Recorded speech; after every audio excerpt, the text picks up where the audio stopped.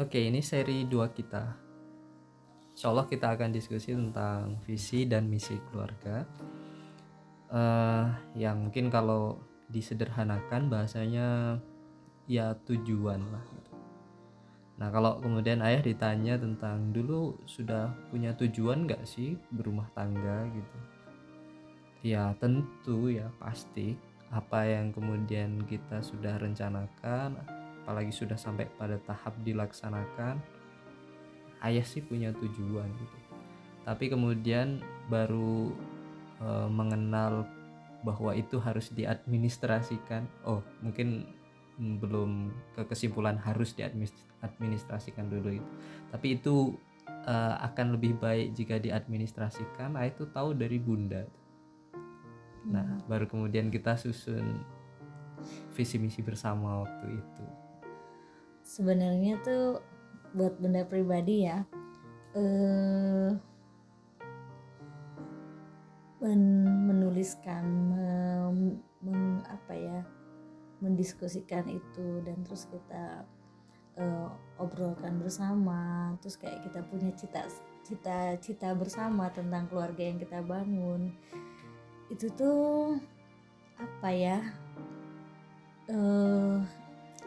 jadi merasa lebih gimana ya, waktu itu kebetulan yang bunda kan baru resign, terus memutuskan homeschooling, terus kita ngobrol kan, kayaknya kita harus punya visi misi yang memang kita tuliskan deh gitu kan. Waktu itu inget banget kita ngobrolinnya di Cianjur kan.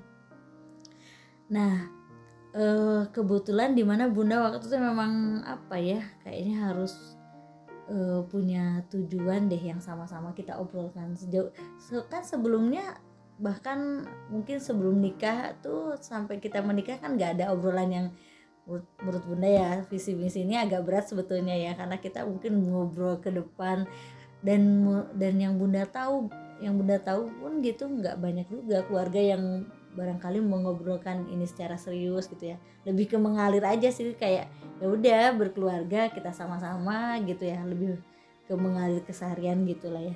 Tapi menurut bunda ketika bunda ngobrol itu sama ayah, itu ada rasa yang berbeda loh ya di perasaan bunda waktu itu. Jadi kayak oh iya ya gitu, kayak lebih memaknai gimana sih ya rasanya. Itu tuh jelas-jelas kayak oh iya ya, aku tuh punya tujuan seperti ini loh bersama suami. Dan yang dulu menurut bunda biasa aja gitu, biasa aja tuh dalam artian ya udah menjalani keseharian begitu aja gitu loh ya. Ya misalnya kita punya obrolan gini-gini, tujuan jangka pendek misalnya, obrolan yang singkat-singkat aja gitu. Tapi ketika visi misi itu dituliskan, kita obrolkan, kita diskusikan, kita rumuskan bersama, itu kayak bunda tuh seru deh, rumah tangga tuh jadi berasa kayak punya setujuan yang sepaham sama suami gitu, sevisi sama semisi gitu tuh, jadi kayak ada semangat baru buat bunda gitu secara pribadi itu sih ya. Jadi kayak menurut bunda barangkali buat teman-teman yang sekarang merasa agak pasti deh ya ada rasa bosan menurut bunda ya. Kayak titik dimana kok begini-begini aja ya, tapi ketika coba mulai ngobrol deh sama suami membuat visi misi itu, menurut bunda tuh jadi kayak ada tujuan yang jelas gitu, ada makna yang kita capai bersama, itu jadi berbeda deh gitu. Mungkin barangkali bisa jadi visi-visi ini yang akan membuat kita itu rumah tangga jadi lebih seru sih gitu. Ya. Dan kalau bagi ayah sendiri sih sebetulnya ini sekaligus koreksi, kemudian juga mungkin membantu. Kalau secara pribadi itu kan ayah punya kelemahan memang dalam proses mengadministrasikan tadi. Nah belakangan visi misi ini kan kemudian ketika kita lihat di perjalanan memang ternyata berfungsi untuk menjadi reminder gitu ya. Setelah kemudian ada semacam vakum atau ya space yang kita sebetulnya bukan kehilangan arah tapi agak sedikit lupa dari beberapa track yang kita sudah susun bersama. Tapi kemudian ketika dilihat oh iya nih ada ini, itu membuat fokus kembali lagi gitu. Meskipun tidak menghilangkan hal-hal yang sifatnya ya kadang ya perlu fleksibel juga gitu. Fleksibel. Nah itu sih mungkin. Jadi kalau kita simpulkan sebetulnya seberapa penting sih visi misi keluarga ini dilakukan oleh sebuah keluarga. Itu tadi sih buat Bunda yang tadi udah Bunda sampaikan tuh dampaknya ya luar biasa ke Bunda. Jadi buat Bunda pribadi ini penting banget gitu.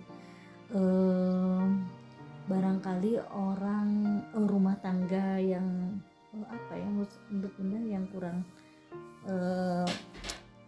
katakanlah cepat ya ada perceraian, barangkali itu ya tidak sevisi dan semisi gitu ya setelah dijalaninya gitu ya.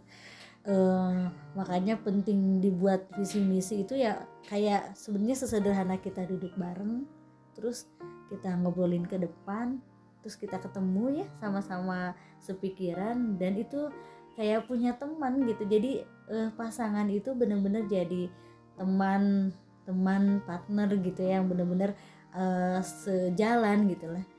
Menjalaninya tuh lebih gimana sih, ngerasain punya teman benar-benar nggak cuman ya udah jalan di rumah tangga itu mengalir. Itu menurut Bunda yang jadi berbeda gitu ya. Penting banget sih supaya nggak terjebak di keseharian yang akhirnya kita tuh kok gini-gini aja sih gitu. Tapi kalau ada visi misi itu ada yang kita kembali yang membangun spirit itu gitu. Itu sih penting banget buat Bunda pribadi loh. Dan yakin deh kalau temen-temen yang dengerin ini juga terus coba setelah ini membuat visi misi bareng sama suami, sama pasangan atau suami sama istrinya, itu pasti akan terasa berbeda. Iya, mungkin. Kalau ayah sendiri gimana sih? Bunda belum tanya nih. Kalau ayah pribadi gimana? Atau justru biasa aja? Jangan-jangan begitu. Nggak, selama ini kan image-nya visi misi itu ada ketika kita berada di sebuah organisasi saja gitu, dan kita tanpa sadar bahwa keluarga itu juga bagian dari organisasi yang perlu ditata dengan baik juga. Organisasi terkecil ya, maksudnya di dalam masyarakat. Betul, kan ya. Mulai dari keluarga. Nah, kita sering kemudian dihadapkan dengan apa yang kemudian menjadi value sebuah organisasi, apa yang kemudian menjadi target, apa yang menjadi acuan bersama gitu. Mulai dari mungkin ya kalau kita ini bicara tentang pendidikan ya hampir di setiap institusi pendidikan mestinya, apalagi sekarang proses auditnya ketika bicara tentang mutu dan sebagainya, pasti yang ditanya salah satunya visi dan misi juga. Nah, itu menjadi bagian yang krusial bahkan supaya kemudian ya kita bisa tahu bahwa institusi ini punya value, punya tujuan yang bisa terukur, dan kemudian punya corak pembeda bahkan gitu, kadang dituangkan dalam visi misinya juga. Dan juga yang perlu kita tahu bahwa visi misi perlu inline dengan visi misi yang ada di atasnya gitu, karena organisasi kecil di atasnya ada yang lebih besar, di atasnya lagi ada yang lebih besar lagi. Kalau kita bicara tentang misalnya ada sekolah, di atasnya ada mungkin kementerian yang membidangi, kemudian di atasnya ada negara gitu ya, sampai pada tahap negara juga punya visi misi, itu yang mungkin kita sebut konstitusi gitu. Makanya kalau di pembukaan mungkin sering di upacara itu dibacakan waktu SD, mungkin kalau upacara bendera tuh di pembukaan selalu bicara apa yang menjadi tujuan konstitusi, mencerdaskan kehidupan bangsa, ikut melaksanakan ketertiban dunia, kayak gitulah ya, mungkin gambarannya ya supaya agak lebih membumi dipahami. Tapi itu apa namanya, menurut Bunda ya, untuk apa namanya, mengimplementasikan ya, selain ya setelah kita berbicara apa yang sudah kita rumuskan, mesti kan selanjutnya implementasi nih ya. Nah pernah loh Bunda, ini pengalaman pribadi ya, terjebak pada apa namanya hasil. Nih ya mungkin bisa jadi, mudah-mudahan bermanfaat ya, saya coba Bunda bagikan. Misalnya target misalnya targetnya ini, misalnya kita punya goals nih, punya visi besar misalnya, mau kita pasang nih garis finishnya di sini gitu. Nah tapi itu kadang ketika prosesnya kan menemukan banyak rintangan gitu ya. Itu tuh pernah Bunda ngerasa kok begini ya, kok rasanya nggak sesuai deh sama hasil itu gitu ya, nggak tercapai ke sana gitu. Tapi apa namanya, ketika dicermati gitu ya, ini salah satu kelebihannya kita punya visi ya, di prosesnya itu Masya Allah justru malah banyak hal-hal yang dicapai gitu ya, melebihi apa yang diharapkan sebetulnya, karena ada komponen-komponen yang dari tantangan itu justru kita banyak menemukan hikmah yang luar biasa gitu ya. Jadi jangan sampai teman-teman juga terjebak gitu ya, kayak kita punya tujuannya seperti itu gitu. Nah itu tadi mungkin kata Ayah nggak fleksibel gitu ya, dengan fleksibel itu. Nah itu pernah juga Bunda mengalami yang kok nggak begini ya, kok nggak begini gitu. Jadi beneran kalaupun kita punya visi misi itu juga kita jangan lupa terhadap proses itu, kita cermati prosesnya gitu ya. Nah Dan dari itu proses kan itu juga mungkin akan sangat bergantung ya, maksudnya kalau kita bicara keluarga, kita nggak boleh menafikan juga bahwa kondisi setiap keluarga itu tentu akan berbeda, lingkungan sekitarnya juga akan punya corak tersendiri yang mungkin sedikit banyak akan mempengaruhi ya keberlangsungan visi misi itu nanti akan dijalankan. Sehingga kita juga nggak kemudian bisa melakukan klaim bahwa visi misi yang baik tuh harus ini karena buat satu keluarga mungkin tidak kompatibel dengan keluarga itu yang lain. apa Kecuali namanya, value-nya ya, keunikan, maksudnya kan setiap pribadi aja unik ya, apalagi keluarga yang memang udah ada anggotanya beberapa gitu ya, pasti punya keunikan masing-masing, nanti memberi corak itu tadi ya. Jadi mudah-mudahan sih walaupun kita punya visi misi itu tapi tidak terjebak dengan garis finishnya itu tadi gitu ya, tapi justru dengan prosesnya juga kita cermati gitu ya. Nah visi misi itu biarlah menjadi tracknya kita, ketika memang oleng sedikit balik lagi, oleng balik lagi gitu. Karena sebenarnya dengan adanya tujuan besar itu membuat kita lebih fokus gitu, nggak mudah terdistraksi, apalagi kan sekarang tsunami informasi dari manapun banyak ya. Kita juga biasa kan ya, maksudnya kita ngelihat keluarga ini kok keren ya, kok bagus, kok apa ya, konsep yang dibangun itu menginspirasi kita gitu. Terus Bunda juga pernah coba gitu kita tertarik untuk meng-copy paste ya betul, melakukan hal yang sama. Ternyata ya kembali tadi kita punya keunikan yang berbeda, ternyata tidak cocok ya dengan keluarga kita. Itu setelah dijalani kan kita bisa oh iya ya, coba deh yang pas dari yang apa ya, yang cocok dengan kita seperti apa, yaitu kita tuliskan, kita rumuskan di visi misi itu akan jauh lebih bijak juga sih ke diri kitanya juga ya. Jadi salah satunya mungkin memang kuncinya juga tadi ya, harus realistis gitu. Betul. Untuk kondisi keluarga kita ya dibandingkan dengan keluarga lain tentu mungkin akan berbeda karena punya sumber daya yang berbeda juga. Cuman mungkin ya itu cukup di apa ya, tataran inspirasi saja gitu. Oh iya ya, ternyata itu bisa kok diraih gitu. Cuman selain itu juga kita harus melihat apa ya, proses yang melatar belakangi gitu. Tapi ya jangan sampai kita juga akhirnya mengkerdilkan diri, maksudnya orang cuman kita mau begini ya begini aja, ya nggak begitu juga. Toh ternyata orang-orang juga bisa melejit kok itu. Jadi maksud Bunda ya benar, jadikan inspirasi. Kalau misalnya mampu, syukur-syukur mampu bisa melebihi mungkin. Kalau enggak ya sudah gitu, kita juga unik. Kecuali value positif ya, maksudnya ketika bicara tentang budi pekerti atau kita biasa sebut akhlak dan seterusnya, itu kan hal-hal yang jadi common sense lah. Nggak mungkin di satu keluarga itu apa ya, kayak udah benang merahnya lah ya, semua keluarga, semua, apalagi udah berbicara tentang apa yang menjadi tugas kita sebagai manusia atau menjadi syariat yang dituntut oleh agama kita gitu. Itu pasti sama lah ya untuk semua keluarga gitu. Oke. Jadi kalau secara konkret yang Bunda pahami, jadi format visi dan misi itu gimana sih dituangkannya supaya tadi menarik? Mungkin yang bisa di-share ke teman-teman.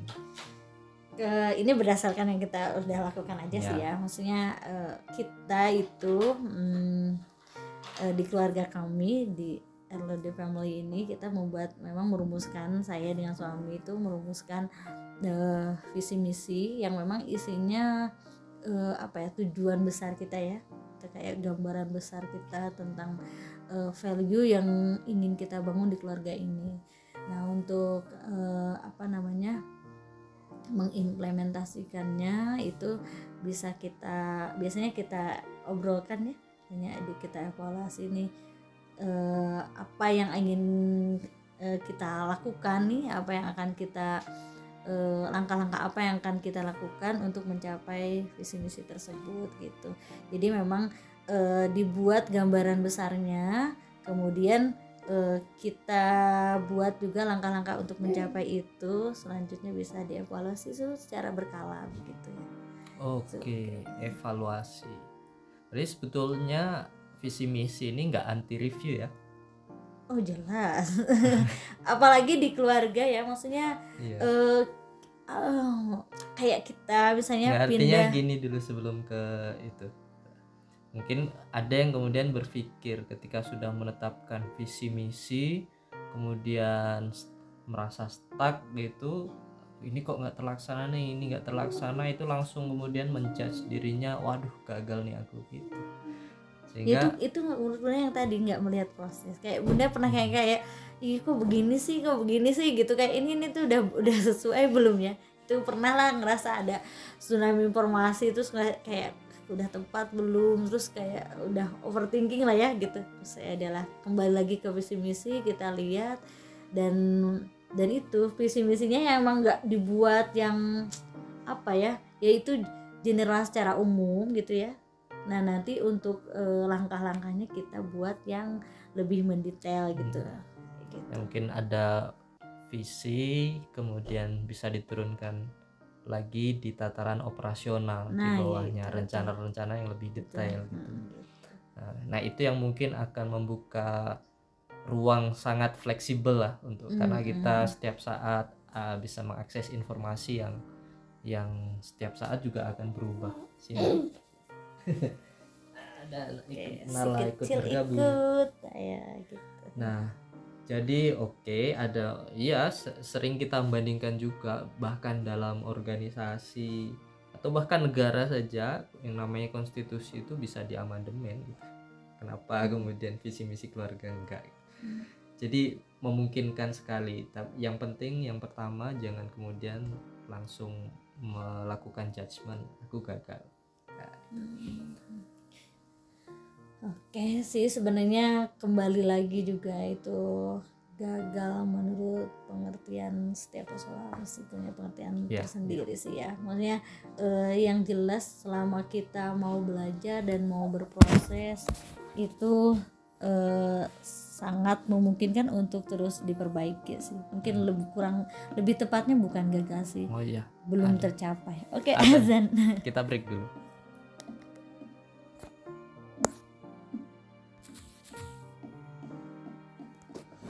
Oke, alhamdulillah udah selesai azannya. Kita lanjut ya. Tuh dia, Neng. Nah, ini nih ya. Bunda tuh di beberapa kelas itu biasanya teman-teman peserta itu sering nanya terus gimana gitu ya. Bikinnya mulai dari mana? Bahkan mungkin ada teman yang mendengarkan juga apa sih gitu, harus bagaimana sih, atau lebih konkretnya tuh seperti apa gitu membuat visi misi ini gitu. Karena mungkin bayangannya juga nanti tuh apalagi yang mau ngajak suaminya misalnya ya, nanti mulainya dari mana dan bagaimana, apa saja yang harus dirumuskan begitu. Itu deh kayaknya teman-teman ada gambaran ya. Ya pertama kalau yang kita lakukan sih, jadi kita ya basisnya apa yang sudah kita lakukan aja ya.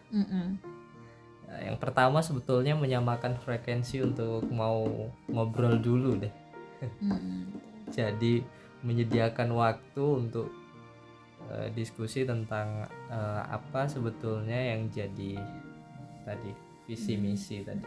Mungkin agak lebih detail nanti sih Bunda sih bisa nyampaikan ya. Kalau karena teknis-teknis nulisnya, saya bagian ngobrolnya aja kemarin. Enggak, ya coba Bunda tambahkan mungkin ya. Sebenarnya lebih ke apa namanya, awal yang kita bahas tuh lebih ke pendidikan anak sih ya, gitu mungkin ya. Dan terus kemudian jadi tujuan bersama gitu ya. Ada muatan yang kita bersama itu sekeluarga punya goals, value-nya dalam berkeluarga itu apa gitu. Itu sih mungkin untuk teman-teman juga ada loh ya yang agak kesulitan misalnya mengajak suami gitu kan. Karena kan pesertanya tuh suka banyak ibu-ibu kan ya. Biasanya ini gimana ya ngajak suami gitu. Barangkali untuk ayah pribadi itu dulu kenapa ya? Maksudnya supaya suami tertarik untuk membahas itu dan enggak jadi sesuatu yang apa ya, berat juga gitu, gimana tuh ya? Maksudnya dari sudut pandang suami nanti nih, atau ayah kasih tips juga barangkali dari sosok ayah gitu. Ini sering banget lah ditanyakan ibu-ibu nih.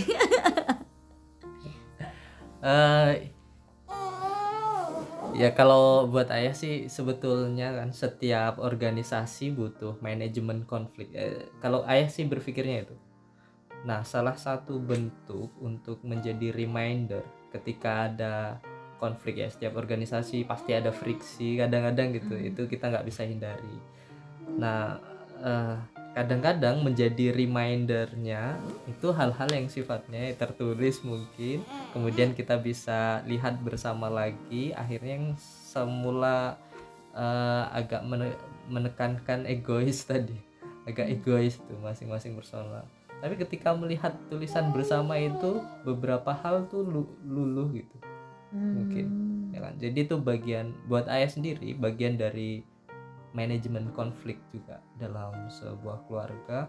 Jadi akhirnya kita bisa kemudian berpegangan tangan lagi ketika misalnya udah sempat egois dengan ya mungkin pemikiran atau bahkan prinsip atau kemudian hal-hal lain yang kemudian kita alami di pertengahan jalan, misalnya itu. Tapi memang intinya tuh buat saya pribadi sih ya, buat Bunda pribadi sih, sampai akhirnya bisa ngobrolin ini sama ayah tuh juga ada proses deh ya. Maksudnya dimana mungkin pertama kita menjaga komunikasi yang baik ya. Biasanya kan Bunda tuh sering nyeritain perkembangan anak ke ayah gitu. Terus kemudian apa namanya, barangkali ayah mulai tertarik ya, maksudnya untuk membahas itu gitu ya. Dan itu jadi rutin gitu ya. Habis itu rutin gitu, terus membahas perkembangan anak. Selanjutnya apa ya, komunikasinya dijaga ya, itu komunikasi yang kita jaga untuk terus ya berbagi lah ya. Misalnya ayah menceritakan apa pendapat ayah, begitu juga Bunda gitu. Dan akhirnya tuh apa ya, dengan membahas seperti ini juga nggak yang sesuatu yang mau ngapain sih, mungkin kayak gitulah ya. Kalau apa namanya, kalau Bunda pernah ada yang menanyakan tuh kayak yang paling suami saya ngetawain atau apa gitu lah ya. Mungkin ada prolognya dulu lah ya, maksudnya kalau bisa saya sarankan ya, mungkin diajak dulu ngobrol misalnya tentang perkembangan anaknya bagaimana, nanti kemudian selanjutnya ingin seperti apa sih anak-anak kita ke depannya, dimulai dari pertanyaan itu. Selanjutnya ya keluarga yang ingin kita bangun juga seperti apa, baru deh kita, kalau ya saya tuh dulu memang dituliskan poin-poinnya ya, seperti ini poin-poinnya gitu.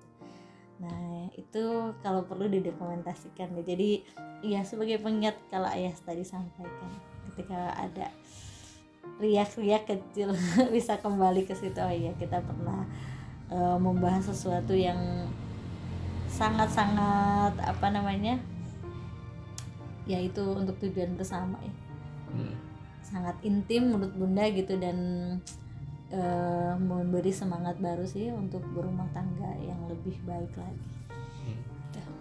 Nah kemudian mungkin sih ya, ini sebelum mengakhiri percakapan kita, tadi kita sudah sedikit singgung tentang corak khusus gitu.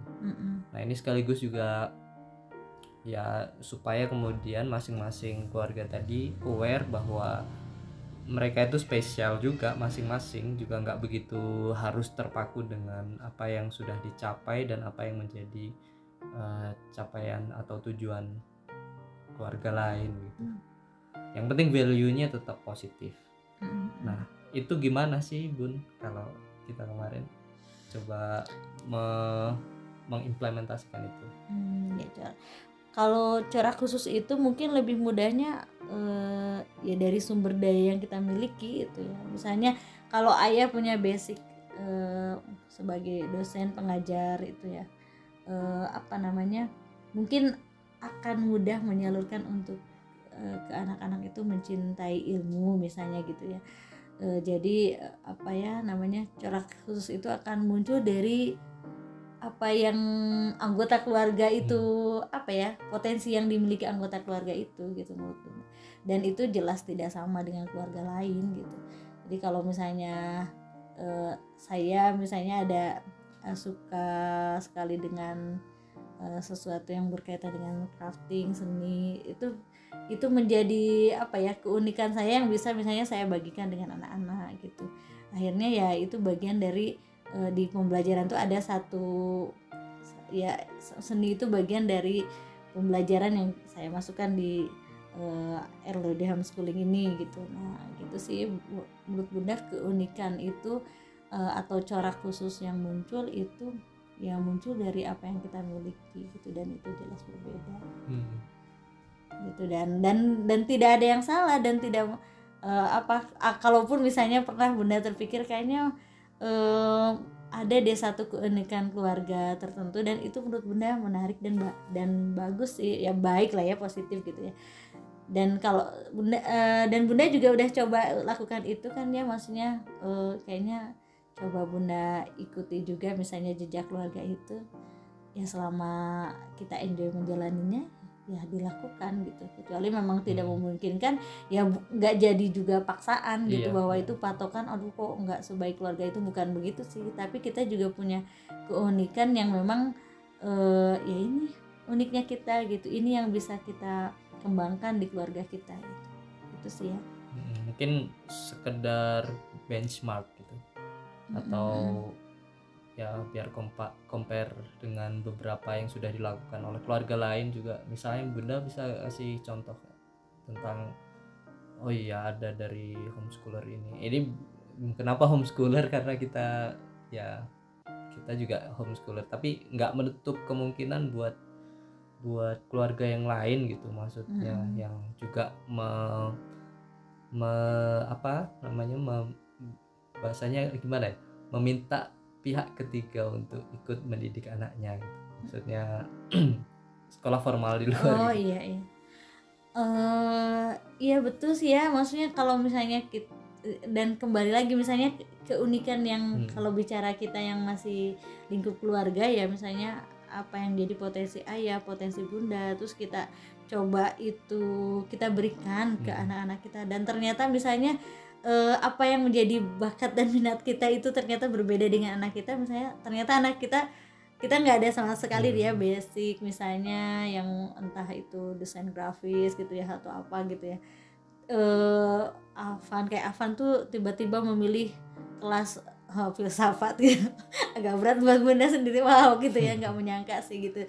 Tapi ya itu kembali ya, anak-anak juga punya keunikannya, punya minat dan bakatnya sendiri gitu. Jadi kalau misalnya di kita tidak mampu memfasilitasi itu ya kita melibatkan pihak ketiga itu tadi, misalnya entah ya kayak Afan ikut kelas di luar gitu, yang apa yang dia pilih atau yang dia minati ya dia ambil kelas itu gitu.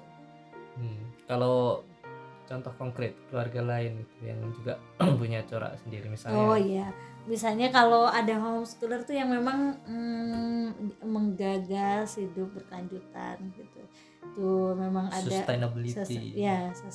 sustainable living gitu lah ya. Jadi memang ada fokus di mana keluarganya mengkampanyekan itu di keseharian homeschoolingnya juga ya banyak fokus di sana gitu lah ya.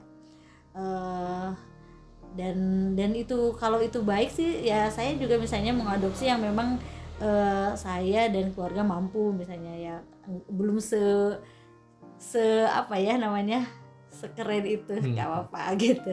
Ini yang baru bisa kami lakukan gitu. Dan itu benar ya, itu mungkin tatarannya inspirasi ya, inspirasi. Oh, itu menginspirasi Bunda, terus kemudian memasukkan value itu ke keluarga. Dan itu menurut Bunda kalau sama itu baik dan sesuai dengan value yang kita bangun ya nggak apa-apa gitu. Namanya kalau di homeschooling tuh istilahnya tuh eklektik maaf ya, homeschooling gitu, eklektik homeschooling, di mana maaf kalau saya salah menyebut, di mana kurikulumnya yang dibuat itu ya banyak dari berbagai kurikulum gitu ya kan. Ada juga kurikulum internasional, ada yang kurikulum memang, ada juga yang ngambil dari Kurnas juga ada gitu, kayak gitu. Jadi ngambil dari berbagai sumber selama itu sesuai value-nya. Nanti kita bahas lagi deh tentang kurikulum tuh. Oke. Yang kita lakukan. Oke, gitu mungkin ya. Ada sudah. Kalau dari Ayah sendiri gimana sih? Iya, mungkin sedikit. Jadi tadi corak khusus itu kalau buat Ayah bagian kita mengambil peran gitu, bahwa mungkin nggak semuanya hal kita itu bisa lakukan di waktu yang bersamaan. Nah, ketika kemudian kita ingin fokus di satu hal yang positif tentunya dan itu sesuai dengan sumber daya yang kita miliki, maka mungkin itu malah justru akan jadi peran kita untuk mengoptimize peran kita tadi ke hal-hal yang positif. Tadi ada sustainable living, ada mungkin yang orientasinya ke teknologi, ada yang mungkin orientasinya ke seni mungkin dan seterusnya. Itu tuh bagian dari pengayaan. Mungkin itu dulu lah ya. Ini juga mohon maaf sebelumnya karena kita lakukan diskusinya di depan rumah, jadi lalu lalang kendaraan. Dan suara-suara tukang buah segala macam ada. Tapi ya itu diskusi kita kali ini. Terima kasih.